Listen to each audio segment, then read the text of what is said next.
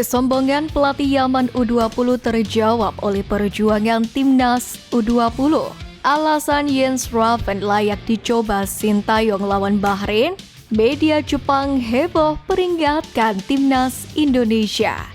Nazar Sintayong jika sukses bawa Indonesia lolos Piala Dunia 2026.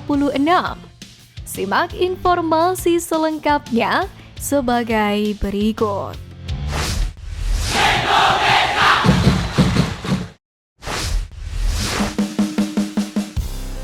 Kesombongan pelatih Yaman U20 terjawab oleh perjuangan timnas U20.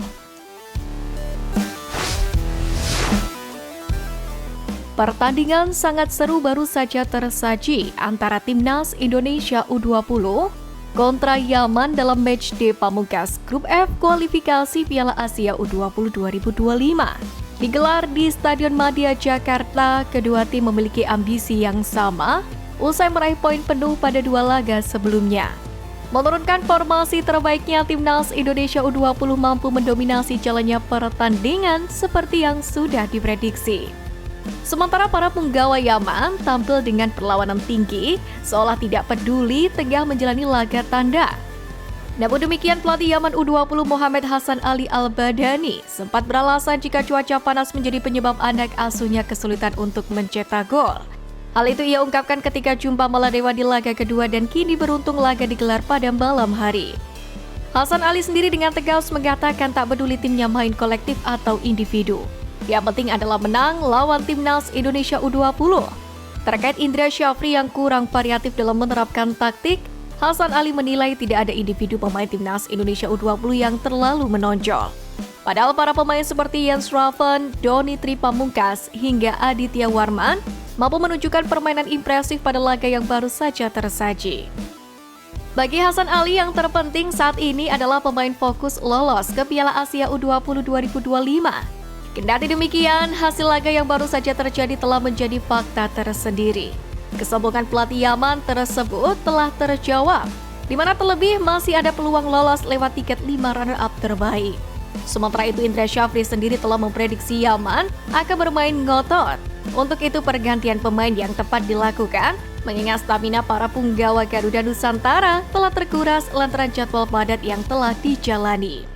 Kendati demikian, evaluasi skuad harus terus dijalani Indra Syafri, mengingat banyak kelemahan yang wajib dibenahi selama kualifikasi.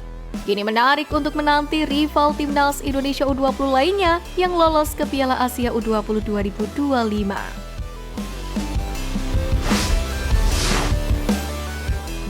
Alasan Jens Raven layak dicoba Sintayong lawan Bahrain.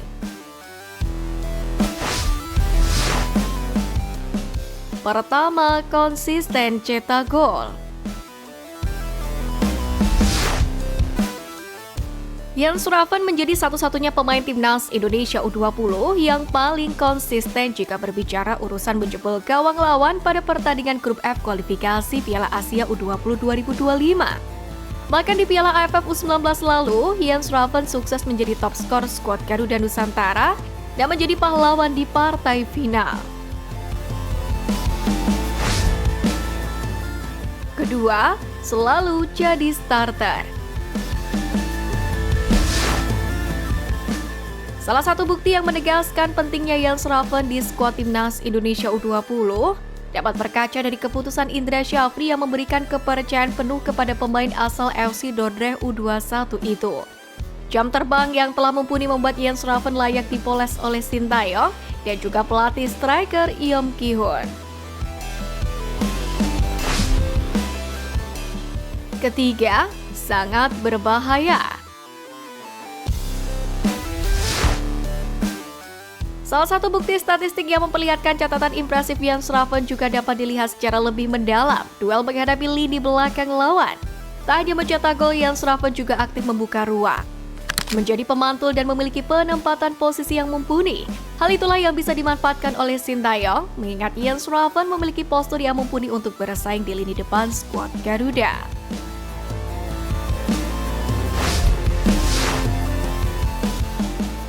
Media Jepang heboh peringatkan timnas Indonesia.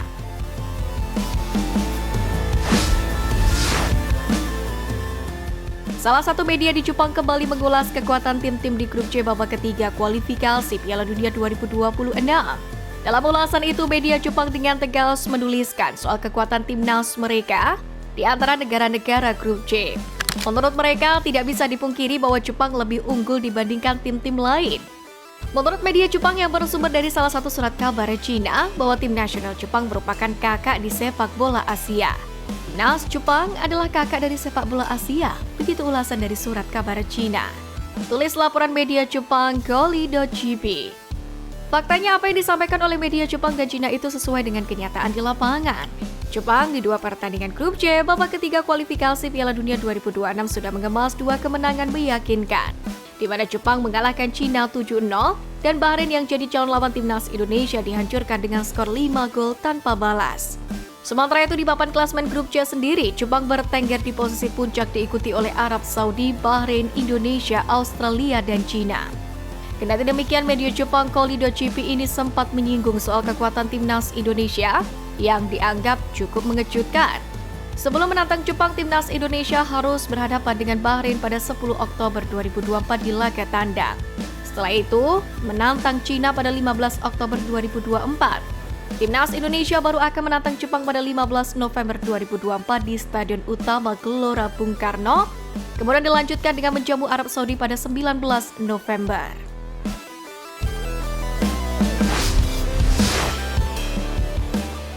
Nazar Sintayong jika sukses membawa Indonesia lolos Piala Dunia 2026.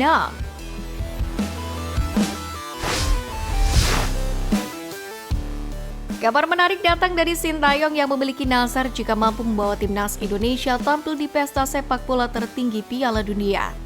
Saat ini, hampir memasuki tahun kelima sejak Sintayong ditunjuk sebagai pelatih timnas Indonesia pada bulan Desember 2019. Pria asal Korea Selatan itu pun sudah merasakan pahit manis perjalanan bersama dengan tim Merah Putih. Walaupun demikian, Sintayong perlahan meningkatkan kualitas timnas Indonesia untuk bersaing di kancah internasional. Sejumlah sejarah dicatatkan mulai dari tembus 16 besar Piala Asia 2023 hingga masuk putaran ketiga kualifikasi Piala Dunia 2026 zona Asia. Saat ini, fokus pelatih berusia 53 tahun itu adalah mengawal timnas Indonesia mewujudkan impian untuk tampil di Piala Dunia 2026. Sintayong pun mengaku siap menghabiskan sisa hidupnya di Indonesia andai skuad Garuda mampu lolos ke turnamen paling bergengsi di dunia tersebut. Mungkin saya harus tinggal di Indonesia selama sisa hidup saya. Saya sangat suka tinggal di Indonesia, kata Sintayong dilansir dari Isplus. Kontrak Sintayong sejatinya masih menyisakan 3 tahun lagi, tepatnya hingga 2027. Ia juga mengaku sangat senang dengan dukungan positif yang selalu dilakukan oleh supporter timnas Indonesia terkait adanya oknum anti-naturalisasi. Pelatih asal Korea Selatan itu hanya tersenyum dan lagi-lagi hanya ingin fokus membawa skuad Garuda terbang tinggi ke Piala Dunia.